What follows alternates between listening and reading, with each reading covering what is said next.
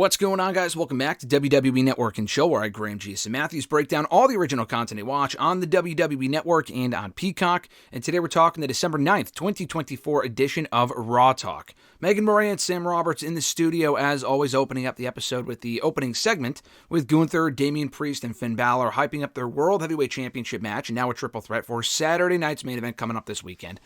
In the studio, they preview that matchup, the triple threat matchup, before also previewing, as we found out on Raw on Monday night, it's going to be Judgment Day and the War Raiders running it back for the World Tag Team titles on next week's Raw. They also replay the Wyatt 6 8-man tag team match against the Final Testament and The Miz. Good match won by Karrion Kross pinning Uncle Howdy, so a rare win for Final Testament and The Miz on Raw. We hear from the Final Testament afterward backstage. Paul Ellering, who returned during the match and helped the Final Testament and Miz win by throwing powder in the face of Uncle Howdy or whatever it was. He says the family is back together. And The Miz comes in the shot and he's celebrating excitedly and he's trying to leave. He's like, all right, we did our job. We beat the Wyatt 6. I'm out of here. And Karrion Kross is like, listen, I'm not stupid. I noticed the recurring pattern of you trying to leave. But we proved with this win that we can work well together. Why break up something that's working? Why fix something that's broken? You know what I mean? So we're going to stick together. You're going to stay with us. You're not going anywhere. And Miz is like, yay, TikTok, which I thought was funny. They replay Lyra Valkyria advancing in the Women's Intercontinental Championship Tournament, the quarterfinal match on Monday, beating Ivy Nile and Zelina Vega in a triple threat match. They hype up Kayden Carter versus Zoe Stark versus Raquel Rodriguez in next week's quarterfinal triple threat match as part of the tournament. They replay Liv Morgan beating Dakota Kai on Raw. They preview Liv Morgan versus Io Sky this Saturday at Saturday night's main event for the Women's World Championship. They play for the first time, the Alpha Academy recruitment video. Now, I don't think they aired this on Raw. I saw it on WWE's YouTube channel. It's probably on their social media as well. It didn't make Raw this week, but it was on their social media. Like I said, their YouTube channel, I saw it. That's where I watched it. So they play it here, and the timing was perfect because if you didn't see it on their YouTube channel, then you probably wouldn't have seen it.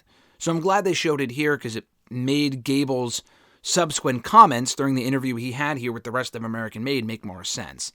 He talks about their lack of luck lately with him losing to Cody Rhodes on SmackDown, Ivy Nile losing on Raw, the Creeds, because he's also like, I still have Rey Mysterio and Dragon Lee to worry about. And I think it was Brutus who had said, you don't have to worry about them. We beat them a couple of weeks ago.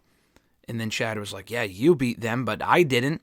So then Brutus did his whole stupid thing, like it was Randy Orton talking to Kofi Kingston back in 2010.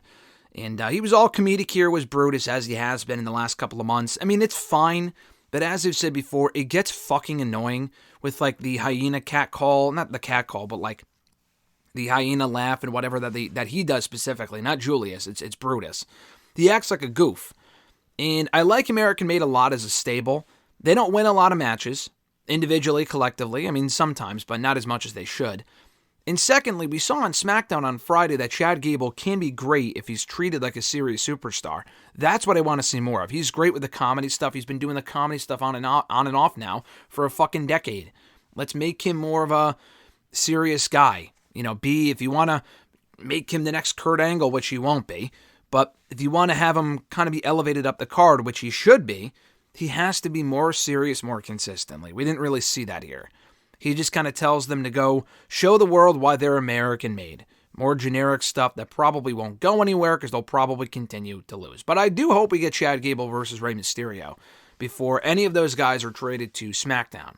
As part of the talent trade window, we could see the entire LWO move back over to SmackDown. We could see American Made, which I'm kind of hoping for, honestly, move over to SmackDown. And if they do, then I want to see them first finish their feud with the with the LWO, specifically with Chad Gable facing Rey Mysterio. We haven't seen that yet. We've seen Chad Gable and Dragon Lee. We have not yet seen, as part of this feud, Rey Mysterio and Chad Gable, and I do hope we get that soon. They replay the Seth Rollins, Sami Zayn, Drew McIntyre segment, which was great, from Raw. They preview Sami Zayn versus Drew for Saturday night's main event coming up this weekend. We see Gunther backstage with Ludwig Kaiser. And Gunther stormed in on Kaiser's interview, acting all like it wasn't really an interview, but Kaiser was simply backstage. And Gunther stormed in all pissed. And he was asking Kaiser, where were you in that opening segment when I needed help? I got laid out by Priest. I got laid out by the Judgment Day. Where were you? Did you have more important matters to tend to? And Kaiser said, actually, yes, I did. I was talking to Adam Pearce to secure myself an Intercontinental Championship match for next week's Raw. And then Gunther kind of acting all, playing up the tension initially and then backing down and saying, I just want to make sure your priorities are straight. Love to hear it. Focus on your own business. Because he did tell him at one point, focus on yourself. Go chase that championship that I once held. I don't know if he mentioned that part, but he said, go focus on yourself and your own business and whatnot. I can take care of myself. So the moment that he then kind of goes back on that and says, where were you? Kaiser throws it back in his face, as he should have, kind of standing up for himself, which I thought was cool. And Gunther tells Kaiser to go after Bron Breakker the Imperium way. So I thought this was great. I wish this had aired on Raw. It did not. We saw Kaiser actually later on Raw Talk, which I'll get to momentarily, but I thought this entire segment was great. And that's when they make the announcement. It will be Bron Breakker versus Ludwig Kaiser next week on Raw for the Intercontinental Championship. And Kaiser was involved in that IC title match at Survivor Series, obviously, that great triple threat, but he was not pinned. So it would make sense that he would want another opportunity one-on-one with Breakker for the championship. We also see Kayden Carter and Katana Chance backstage. Katana Chance tells Kayden Carter to watch her back next week as part of that triple threat match in the women's IC title tournament, with Pure Fusion Collective also looming in the background at ringside and whatnot, because Zoe Stark's in that triple threat. So she told her to watch her back for Shayna and Sonya Deville. Zoe Stark says that she was the one that broke Katana Chance's nose once upon a time a number of months ago, and she brings that up again here. And Katana Chance says, even with my broken nose, I still look better than you. And then Pure Fusion Collective was like, oh, whoa, what are we in modeling? Should I change my job description? Blah, blah, blah. And she simply says, Zoe does, after my win next week, I will be closer to winning that women's Intercontinental title. So pretty basic stuff here. But I thought they did a fine job of hyping up that triple threat for next week's Raw that also is involving Raquel Rodriguez. Honestly, of those three women, I think Raquel might be the most likely to move on. I could be wrong, but that feels like the most likely possibility. It could be Zoe Stark. I'd be fine with that. I don't think it'll be fucking Kayden Carter, but I guess we'll soon find out. Anyway, so we see Kathy Kelly also walk up on, and we got analysis from Sam and Megan in between all of this, but it's not really worth recapping on a fucking hour-long edition of Raw Talk. Kathy Kelly, we see walk towards Bron Breakker backstage and inform him of his now official Intercontinental Championship match for next week's Raw against Kaiser. Before he can really say anything, Kaiser walks up and thinks that Bron Breakker, with that impression of him on Raw Talk a couple of weeks ago, he thinks that Bron was trying to get under his skin. And Bron Breakker says, I wasn't trying to get under your skin, I was simply telling the truth. And I'm not worried about Gunther's watchdog. Kaiser gets all pissed. People kind of break them up before they can begin brawling. But before they go their separate ways, Kaiser gets a slap in on Breakker, and he runs away. Breakker is held back, so some nice tension between those two heading into their Intercontinental Championship clash on next week's Raw. They run down the Slam and 7 for the night, which I never really give a shit about. I just always skip through that. Who cares? We hear from Damian Priest backstage, actually, a rare Raw Talk appearance. He said, and he's all fired up. He says, Judgment Day, their whole goal is to take him out. Well, they failed. They can't take him out. They proved that on Raw. They did take him out, but he was right back here on Raw Talk talking about it. He said now he's just pissed off. That's bad for Judgment Day, and that's bad for Gunther. He says Gunther needs help in all of his matches, which is the only way he's been able to retain the title against him since SummerSlam, including at Survivor Series and SummerSlam itself. And as far as Balor goes, Balor just likes getting beat up, which I don't know if I needed to know that, but Priest does say that here. And I know what he meant, but I'm just kidding. He says the Street King at Saturday night's main event, the Street King will rise, and El Campeon is back.